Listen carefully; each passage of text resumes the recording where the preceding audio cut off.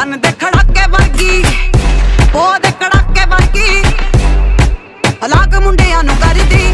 ਦੂਰ ਦੂਰ ਗੱਲਾਂ ਹੁੰਦੀਆਂ, ਛੇਤੀ ਨਾ ਵਟਾਵੇ ਮੁੰਦੀਆਂ। ਕਦੇ ਕਦੇ ਗੁੱਤਾਂ ਗਾਉਂਦੀ, ਕਦੇ ਬਾਬ ਕੱਟ ਕਰਦੀ। ਸੂਟ ਪਾਉਂਦੀ ਟੈਟ ਪਿੱਟ ਤੇ, ਕੰਮ ਕਰੇ ਸਾਰੇ ਲਿਟ ਵੇ। ਗਾਣਿਆਂ 'ਚ ਸੋਲੋ ਹਿੱਟ ਵੇ।